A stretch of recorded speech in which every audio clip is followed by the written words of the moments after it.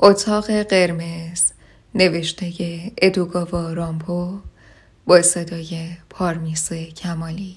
داستان دوم، صندلی انسانی. یوشیکو مثل صبح‌های دیگر رفت روی سکوی خروجی و با همسرش که عازم وزارتخانه بود خداحافظی کرد. وقتی بالاخره تنها شد کمی از ساعت 10 گذشته بود. پس از بازگشت به ویلای اروپایی معمولاً خودش را در دفتری که با همسرش شریک بود حبس می کرد و نوشتن رمان بلندی را از سر می گرفت که مجله که برای شماره ویژه تابستانش سفارش داده بود. یوشیکو رمان نویسی مستعد و مشهور بود که موفقیتش حتی شغل درخشان شوهرش را در وزارتخانه امور خارجه تحت شعاع قرار میداد. آن روز صبح پست مثل همیشه تعدادی از نامه‌های طرفداران ناشناسش را آورده بود. یوشیکو پشت میزش نشست و پیش از آنکه کارش را شروع کند نگاهی به آنها انداخت. همیشه همان حرفها و جملات تکراری از قلم نویسندگان نامه‌ها تراوش می‌شد. اما یوشیکو از سر نازکدلی و رقت قلب وظیفه خود می‌دانست که تمام چیزهایی را که به او می‌گفتند لااقل خیلی سریع بخواند. با ساده ترینشان شروع کرد و نگاهی به یک کارت پستال و 2 نامه انداخت. فقط یک بسته مانده بود که به نظر می رسید دست نوشته حجیمی در آن باشد. انتظار چنین چیزی را نداشت، اما نخستین بار نبود که بیخبر برایش متن می فرستادند. اغلب نوشته های ادبی ناشیانه‌ای بودند که از صفحاتشان ملالی تمام نشدنی می بارید. تصمیم گرفت لااقل عنوانش را بخواند. بنابراین پاکت را پاره کرد و یک مشت برگه از آن بیرون آورد. همانطور که حد زده بود دست نوشته‌ای بود به دقت صحافی شده، اما هیچ اشاره‌ای به عنوان یا نام نویسنده‌اش نشده بود. صفحه اول با خطاب مستقیم خانوم عزیز آغاز می شد. کمی حیرت زده با خود گفت که هرچه هم باشد چیزی نیست جز یک نامه. سپس بی اختیار خطوط نخست نامه را خواند و دچار ناخوشی و ضعف شده بود. کنجکاویش برانگیخته شده بود و احساس کرد نمیتواند مقابل وسوسه خواندن بقیه نامه مقاومت کند. خانوم عزیز، آیا می توانم امیدوار باشم که شما فردی ناشناس را که برایتان نامه نوشته و بیشک اذیتتان کرده خواهید بخشید؟ تصمیم گرفتم در این نامه پیش شما به جنایت هولناکی که مرتکب شدم اعتراف کنم. من ماه‌ها دور از دنیای انسان‌ها و در خفا زندگی کردم و خود را به کلی در اختیار شیطان وجودم قرار دادم. به شما اطمینان می دهم که هیچ کس چیزی درباره اعمال و حرکاتم نمی دانست و من می توانستم در سایه و به دور از هم نوعانم تا ابد به کار خود ادامه دهم. دلیل اینکه امروز آمدم تا سرنوشت غم‌انگیز خود را بی هیچ رنگ و لعابی برایتان شرح دهم این است که اخیراً واقعه‌ای توانست بر قلبم اثر بگذارد. لابد این مقدمه به نظرتان طولانی می رسد، اما التماستان می کنم نوشتم را تا آخر بخوانید. اندک اندک همه چیز روشن خواهد شد و شما نه تنها به انگیزه های پنهانم پی خواهید برد، بلکه خواهید دانست چرا لازم بود هرچند دردناک پیش شما اعتراف کنم و نه دیگری. خب از کجا شروع کنم؟ قصه من چنان غریب و وقایعی که باید گزارش کنم آنقدر عجیب است که می‌ترسم نتوانم واژه‌های مناسبی برای بیان آنها پیدا کنم. قلمم می‌لرزد، اما این کار لازم است. اجازه بدهید اتفاقات را همانطور که افتادند برایتان تعریف کنم. ابتدا این را بدانید که طبیعت به من چنان ظاهر نفرت انگیزی عطا کرده که تصورش برای هیچ کس ممکن نیست. میخواهم این موضوع را همیشه مد نظر داشته باشید. زیرا با توجه به زشتی و کراهت مضاعفی که طی این چند ماه حبس بر من عارض شده، تحمل این فکر که بخواهم بدون اطلاع قبلی خودم را به شما نشان دهم دشوارتر هم خواهد شد. البته اگر درخواست جنون آمیزم را بپذیرید و حاضر به دیدنم شوید. من بیشک به تیر روزی محکوم شده بودم، زیرا پشت این ظاهر بدقواره قلبی ملتهب و پرشور پنهان بود. اغلب زشت رویم را فراموش می کردم و به جای پذیرفتن وضعیتم به عنوان صنعتگری حقیر و زحمتکش بی‌وقف دستخوش رویاهای توهم آمیز سعادتی جنون آسا می شدم. اگر ثروتمند به دنیا آمده بودم، شاید قدرت پول کمکم می کرد آرام یا لااقل گیج شوم. علاوه بر این می توانستم استعدادی هنری مثلا در زمینه شعر یا موسیقی در خود کشف کنم، اما همه چیز از من گرفته شده بود و من فقط پسر بیچاره مبل ساز ساده‌ای بودم که آینده جز زندگی یک نواخت نداشت. کسی که اسیر زشتی صورت و شغل حقیر خود بود. من در ساختن مبل و صندلی تخصص داشتم. شهره شده بودم به اینکه میتوانم از پس سخت ترین سفارش ها هم بر بیایم. تمامی اعضای شرکت از تبحرم اطلاع داشتند و در نتیجه این امتیاز نصیبم شده بود که صرفاً ساختن اجناس لوکس را به من می‌سپردند. در کار حکاکی هر نوع نقش برجسته پیچیده‌ای روی دسته ها یا پشت صندلی‌های گهواره‌ای استاد بودم و مشتریان هیچ درخواست و تقاضایی در زمینه شکل و ابعاد کوسنها نداشتند که من نتوانم برآورده کنم. کسی که با این کار آشنا نیست نمیتواند بفهمد که ساختن مبل چه دشواری‌هایی دارد. اما من با عشق و علاقه خودم را وقف این کار می کردم و وقتی که شیء مورد نظر ساخته می شد، شادی و شعفی بیمانند به من دست می داد. شاید آدم پرمدعایی انگاشته شوم، اما گمان می کنم که شور و شوق من با هیجانی که هنرمندی بزرگ از تماشای شاهکارش احساس می کند برابر بود.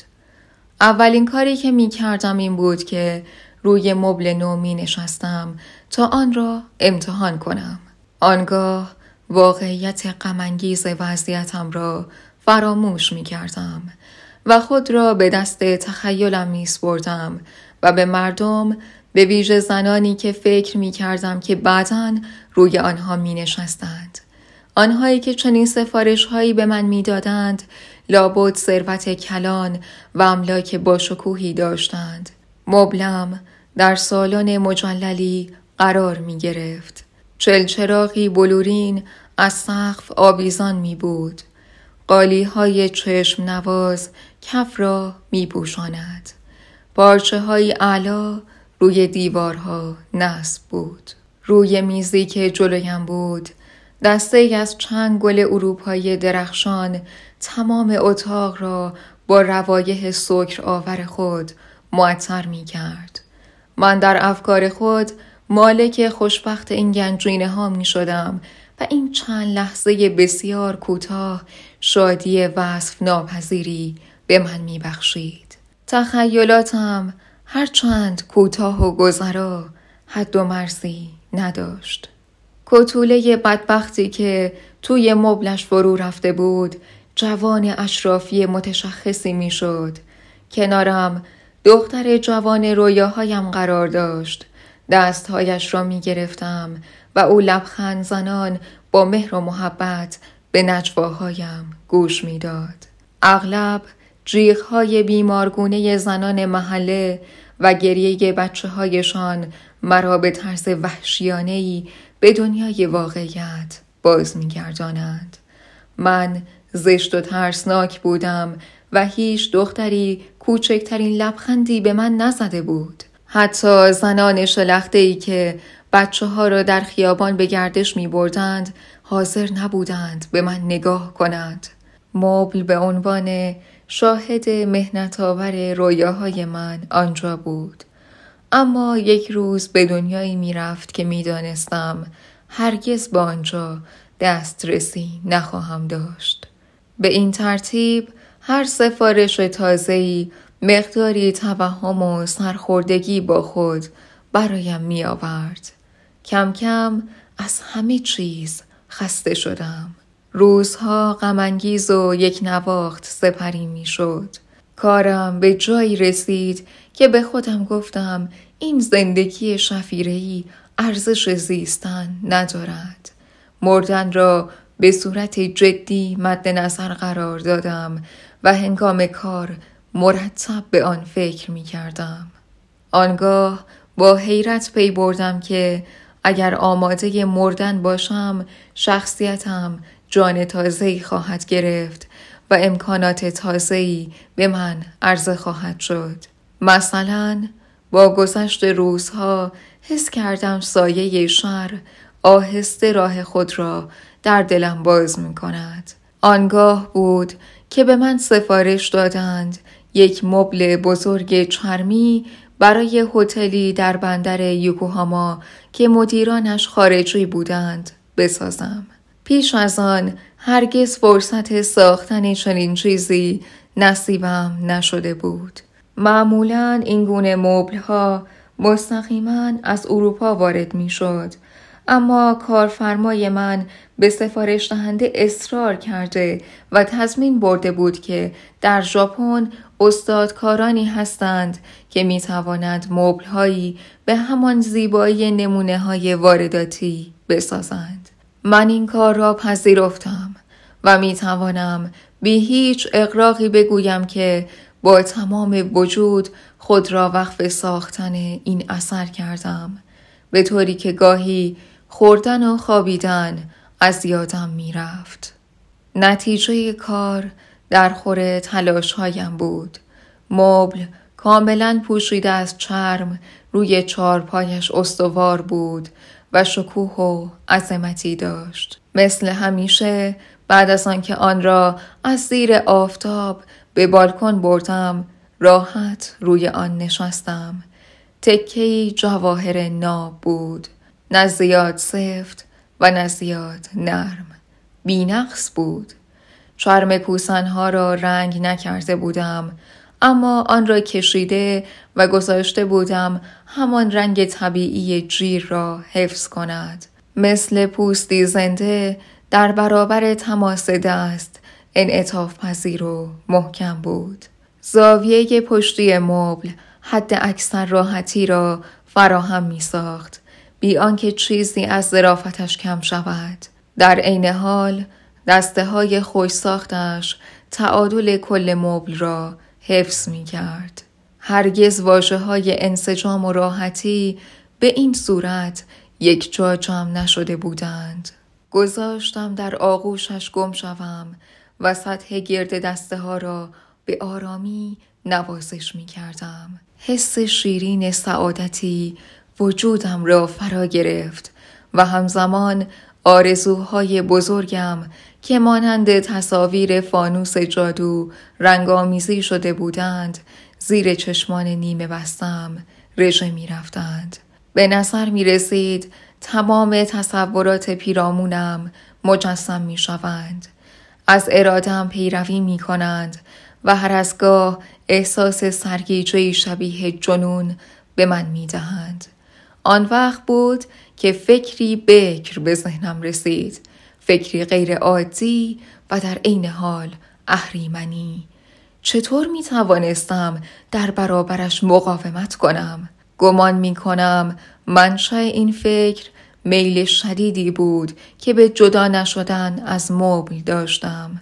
دلم می‌خواست همه جا دنبال آن صندلی باشکوه که آن همه نیرو و توان از من گرفته بود بروم. این آرزو بیشک راهنمای خیال پردازی های من شده و در برزخ ضمیر ناخودآگاهم پنهانی پیش رفته بود تا اینکه برملا شده بود. اعتراف می کنم در اجرای فوری آنچه تخیل بیمارم به من توصیه کرده بود ذره‌ای جنون دخالت داشت. مبل را بردم داخل، واژگونش کردم و اسکلت داخلیش را درآوردم. ابعادش طوری بود که به سادگی توانستم در آن حفره‌ای بزرگ برای پنهان کردن یک فرد ایجاد کنم. سر و شانه ها در پشت صندلی قرار می گرفت و دست ها توی دسته صندلی فرو می رفت. با مهارت میان اسکلت بندی چوبی و فنرهای کوسنها فضایی هم برای زانوهایم تعیبه کردم، به طوری که شخص با گرفتن حالت صندلی می توانست داخل مبل بشیند. پوشش چرمی مبل تا زمین پایین می آمد، بنابراین امکان نداشت از بیرون چیزی دیده شود. من از تمام استعداد و مهارت‌هایم در این شغل استفاده کردم تا به شیوهی عملی آن مخفیگاه را بسازم. به عنوان مثال سوراخ‌های نامرئی کوچکی در دوخت چرم ایجاد کردم تا هوا به راحتی تهویه شود و بتوانم صداهای اطرافم را بشنوم. در ضمن تاقچه کوچکی در قسمت فوقانی پشتی مبل نصب کردم تا روی آن مقداری آذوقه و آب بگذارم. با یک کیسه لاستیکی بزرگ و چند تغییر ثانویه دیگر مبل اتاق کوچکی شده بود که فرد می توانست 2-3 روز پشت سر هم در آن زندگی کند. زیر پیراهنی پوشیدم و داخل مبل رفتم. خانم، وقتی که دیدم در تاریکی مچاله نشستم نمیدانید چه هیجان عجیبی به من دست داد. توی مبل انگار که قبری باشد زمین گیر یا بهتر است بگویم زنده به گور شده بودم. سر رسیدن یکی از کارگران مغازه که آمده بود مبل را ببرد باعث شد از افکار تیرم بیرون بیایم. دستیارم که نمیدانست کجا رفتم گذاشت کارگر وارد شود و اندکی بعد حس کردم که دست‌های نیرومند مرا از زمین بلند می کنند. یکی از کارگران وقتی که داشت مبل را روی یک گاری دستی می گذاشت با صدای بلند گفت: این یکی خیلی سنگین است. لحظه‌ای تصور کردم که به زودی لو می روم. اما مبل به تنهایی آنقدر سنگین بود که این اضافه وزن شک کسی را بر نینگیخت. گاری راه افتاد و مرا که توی مخفیگاه هم بودم و با دستاندازهای جاده بالا و پایین می رفتم همراه خود برد. در طول مسیر تشویشی جنون‌آمیز بی‌وقفه آزارم می داد. بالاخره بعد از ظهر مبل را با صدای خفه داخل اتاق هتلی گذاشتند. کمی بعد فهمیدم که اتاق نبود بلکه کنج لابی هتل بود، مکانی پر رفت و آمد که مردم آنجا با هم قرار می گذاشتند و می آمدند روزنامه بخوانند یا سیگار بکشند. همانطور که حتما حد زدید نیتم این بود که شب از مخفیگاه هم بیرون بیایم و شروع کنم به دزدی. به ذهن هیچ کس خطور نمی کرد که محل اختفای سارق هتل یک مبل باشد.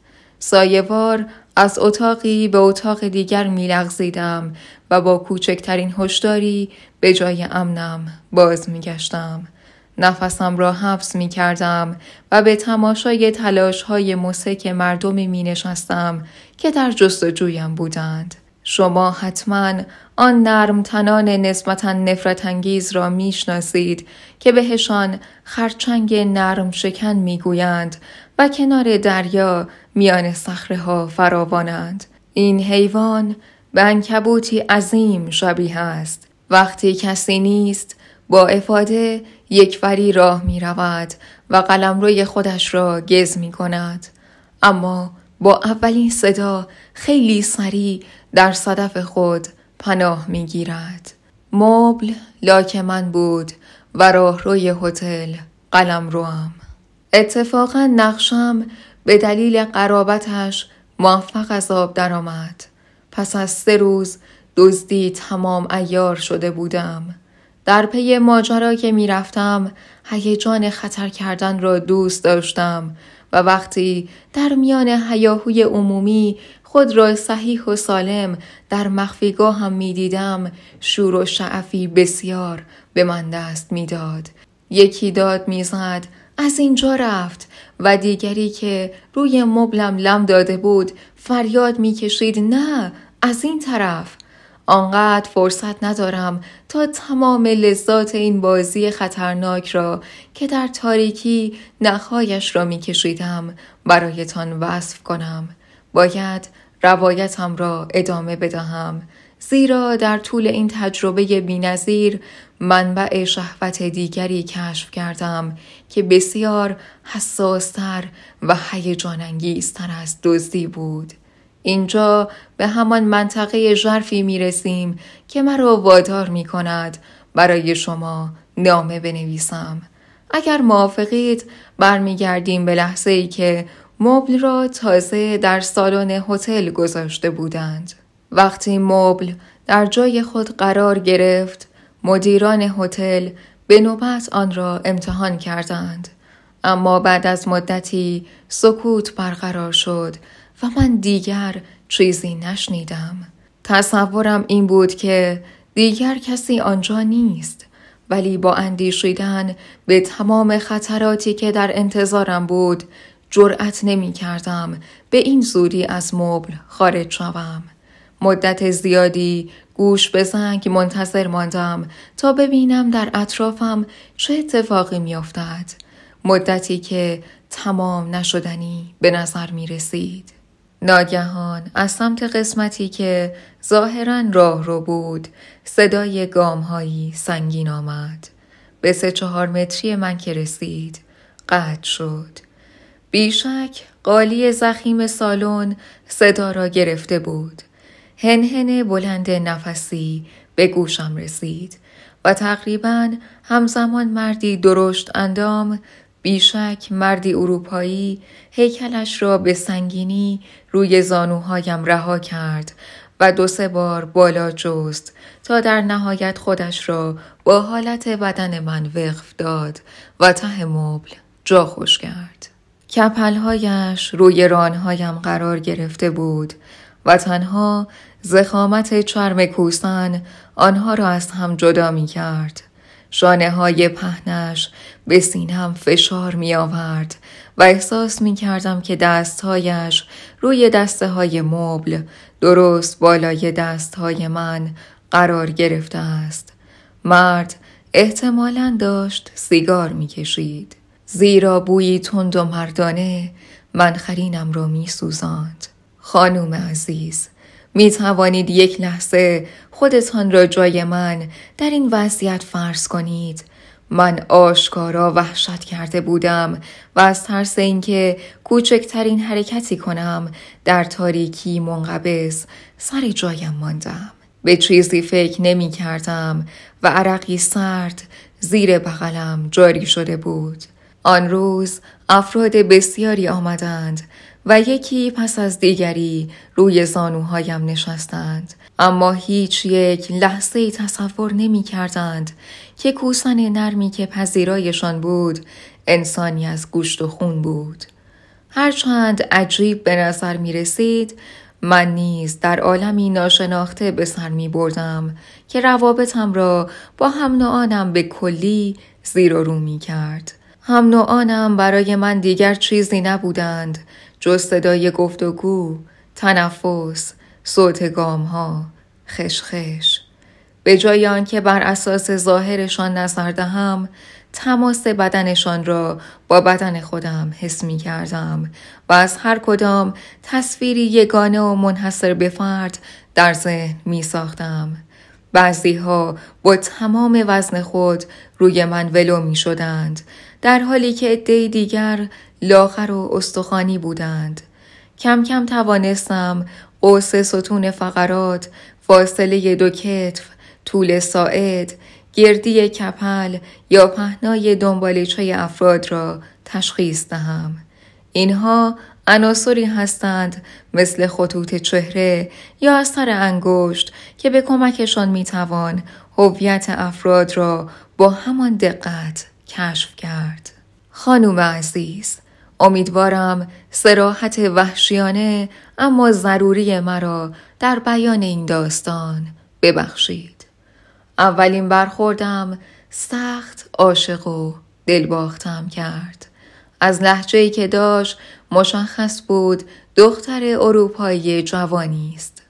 وقتی با گام‌های سبک در حال زمزمه ترانه‌ای وارد سالن شد، کسی آنجا نبود. شاد و سرمست به نظر می رسید. وقتی با گام‌های سبک در حال زمزمه ترانه‌ای وارد سالن شد، کسی آنجا نبود. شاد و سرمست به نظر می رسید. همان لحظه که فهمیدم او احتمالاً مقابل من ایستاده است، با قهقهه خنده‌ای بلورین یک بار خودش را روی مبل رها کرد. این حرکت باعث شد به عقب برود و دستها و پاهایش چند لحظه مانند ماهی که در تور گرفتار باشد در جهات مختلف حرکت کند. سپس بدن محکم اما انعطاف پذیرش را بر بدن من منطبق کرد. احساس می کردم از روی فرمانبری تن به تمام خواسته هایم می دهد. حتما درک می کنید که پس از چنین تجربه‌ای دزدی به رده دوم خواهش هایم تنزل کرد و تصمیم گرفتم خودم را وقف برآوردن این هوس غریب و تعویض ناپذیر کنم. خوب فکر کردم و به این نتیجه رسیدم که مبل زندگی و سرپناهی در اختیارم می‌گذارد که با شخصیتم سازگار است. زشتی و کمروییم در روشنایی کامل مرا از هم نوعانم می‌راند و به زندگی فلاکتباری محکوم می‌کرد. پس بهتر نبود به دنیای تاریک و تنگی عادت کنم که زنانی زیبا و خواستنی را در دسترسم قرار می‌داد. زنانی که محال بود به شیوهی دیگر با آنها روبرو یا به ایشان نزدیک شوم. آنجا لااقل می توانستم صدایشان را بشنوم. گمان می کنم فقط کسی که درون مبلی خزیده باشد تا پنهانی به زن محبوبش نزدیک شود می تواند بفهمد چه سرمستی و چه هیجان نیرومندی بر جانم چنگ انداخته بود. دوست داشتن از ورای چرم یک مبل؟ بله، آن هم عشقی دیوانه‌وار، محکوم در تاریکی و محدود به حواس شنوایی، بویایی و لامسه.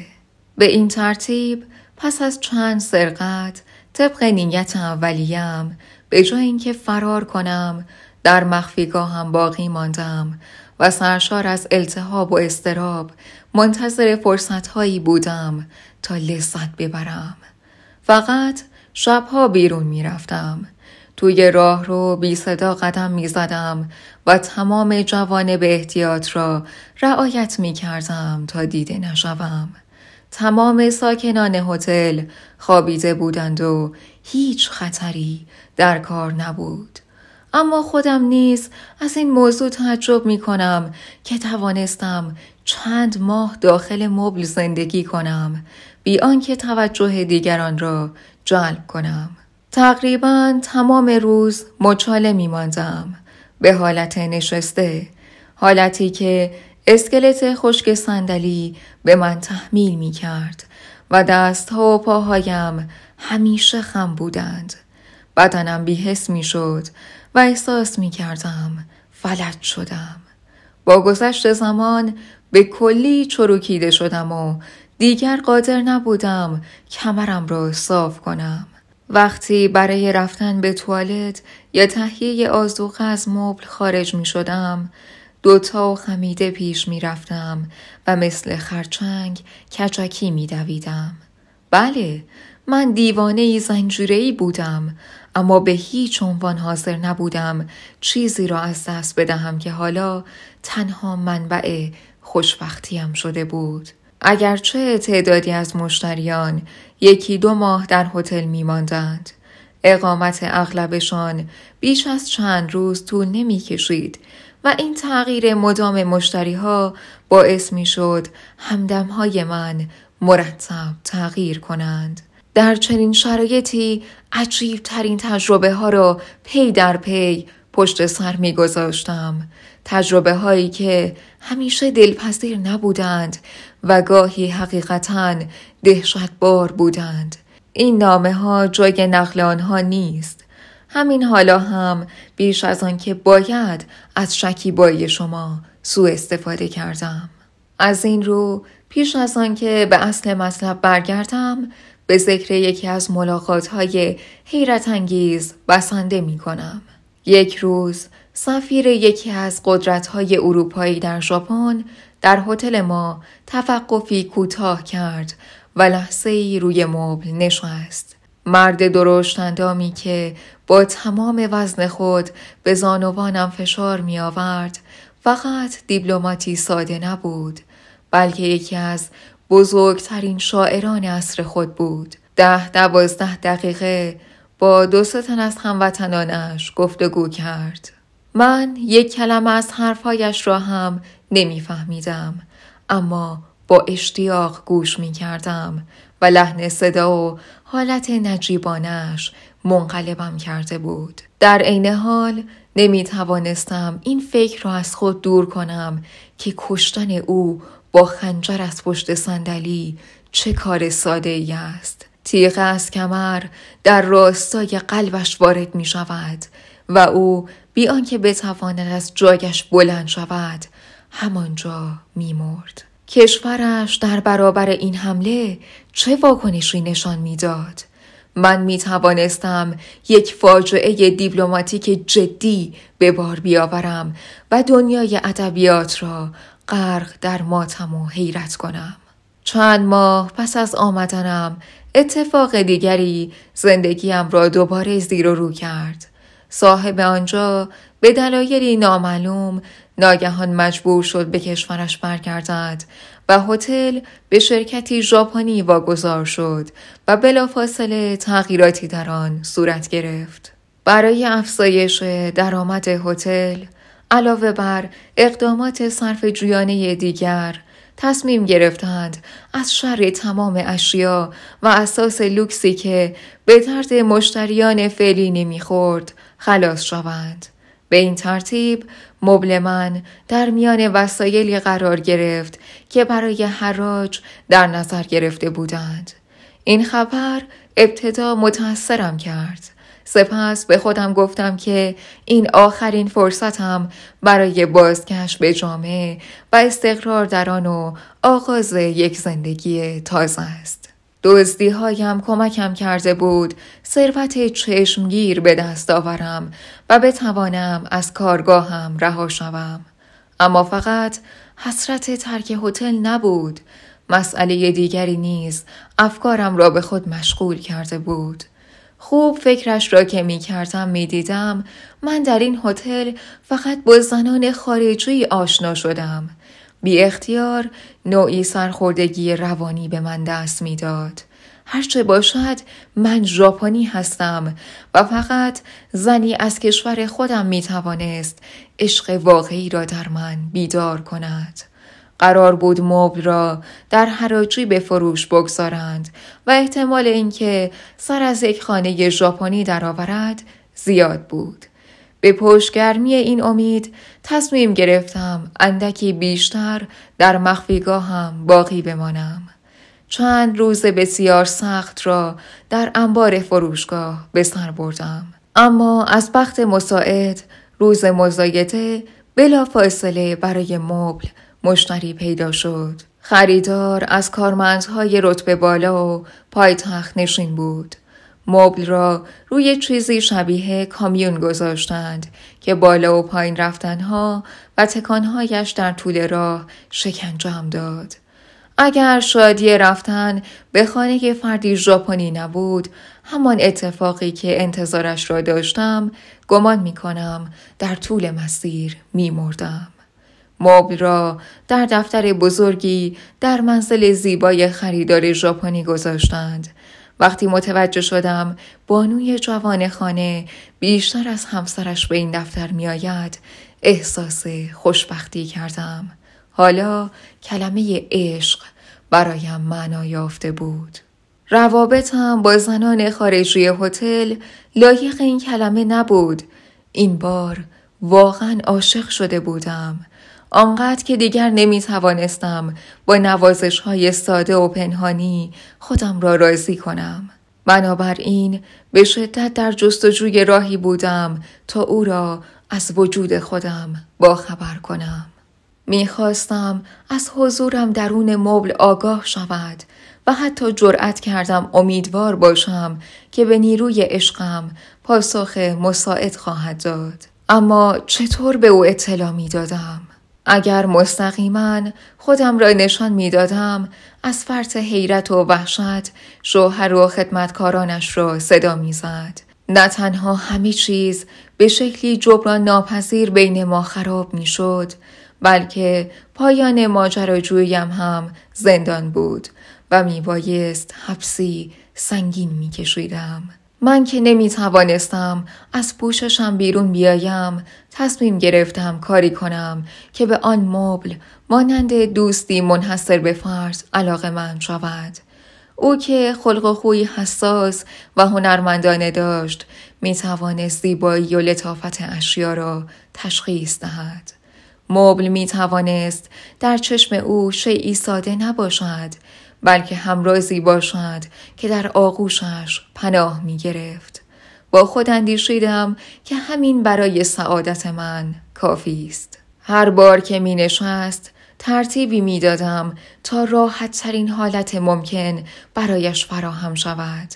وقتی حس می کردم که بدنش دارد خسته می شود، زانوهایم را آهسته و با احتیاط زیاد جا به جا می کردم و به این ترتیب بی آنکه متوجه شود وضعیتی تازه در اختیارش قرار می دادم. سپس وقتی که در آستانه خوابیدن بود، با حرکت نامحسوس تمامی عضلاتم او را تاب می دادم.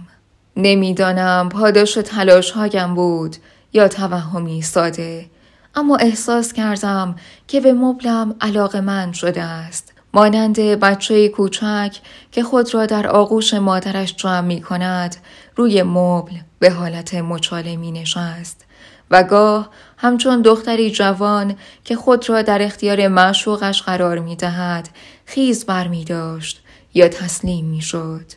از این سو تخیل من نیز هر روز با شدتی بیشتر برافروخته می شد. هوسی نامعقول آمد و تمام افکارم را به خود مشغول کرد. حتی اگه بلافاصله بعد از این کار می مردم، دلم می خواست او را ببینم و چند کلمه و یا نگاهی با او رد و بدل کنم. یک بار، فقط یک بار. خانم، شک ندارم که شما تا حالا حدس زدید که این فرد عزیز و محبوب کسی جز خود شما نیست.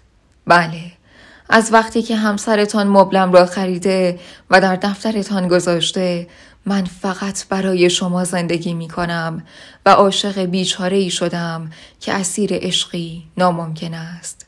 التماستان می کنم خواهش مرا برآورده کنید. اجازه بدهید با شما صحبت کنم. چطور دلتان می آید این تسلی را از موجودی که تقدیر بیرحمانه بر او تاخته است دریغ کنید؟ خیالتان راحت باشد، من انتظار دیگری ندارم و میدانم نواقص ظاهری یا اخلاقیم هر گونه امیدی را از من گرفته است.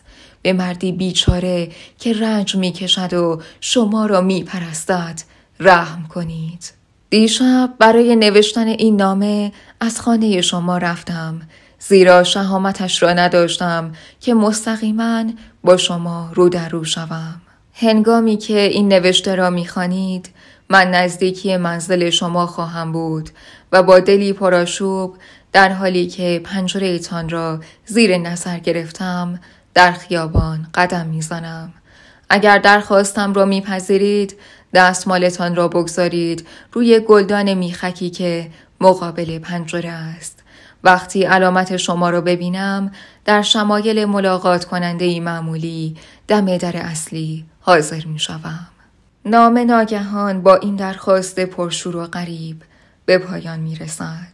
پس از چند صفحه دلهره باعث شده بود یوشیکو از دفتر کار بیرون بجهد تا از مبل دهشت آور که رویش نشسته بود دور شود. او در سالن ویلای ژاپنی پناه گرفته و ابتدا خواسته بود بی آنکه بقیه نامه را بخواند آن را پاره کند.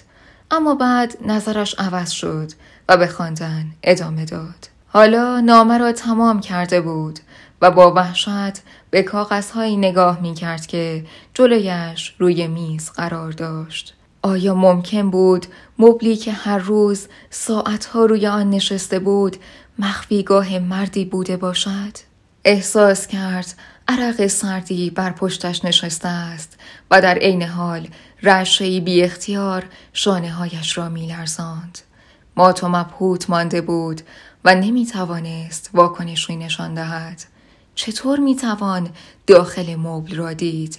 حتی اگر خالی بود، فکر تهمانده های غذا و آشغال های دیگری که مرد احتمالاً به جا گذاشته بود اندامش را فلج می کرد. نامه دارید؟ خانوم؟ یوشیکو از جا پرید. برگشت و دید که خدمتکارش پاکت نامه ای را آورده است که ظاهراً تازه برایش رسیده بود. ناخودآگاه آن را گرفت و بعد وقتی داشت بازش می کرد با شناختن دستخطی که نامه و آدرس با آن نوشته شده بود عقب رفت. مدتی طولانی بهت زده سر جای خود ماند و نمیدانست آن را باز کند یا نه. سپس گوشش را پاره کرد و با تنی لرزان شروع کرد به خواندن. این بار نامه بسیار کوتاه بود. ببخشید که به خودم اجازه دادم دوباره بدون اطلاع قبلی برایتان بنویسم. من یکی از خوانندگان پرشور شما هستم و تنها دلیل ارسال نامه قبلی علاقه‌ام به آثار شما بود. اگر بپذیرید نظرتان را درباره این متن که یک رساله ادبی ناچیز و کاملا خیالی است بگویید. فکر می کنم حالا دیگر به موضوع پی بردید. نظرتان در موردش چیست؟ امیدوارم توانسته باشم کنجکاویتان را برانگیزم و اگر چنین باشد من نویسنده‌ای خوشبختم. عمدن برای نوشتم اسمی انتخاب نکرده بودم. اگر اجازه بدهید مایلم عنوانش را بگذارم صندلی انسانی. ارادتمند شما.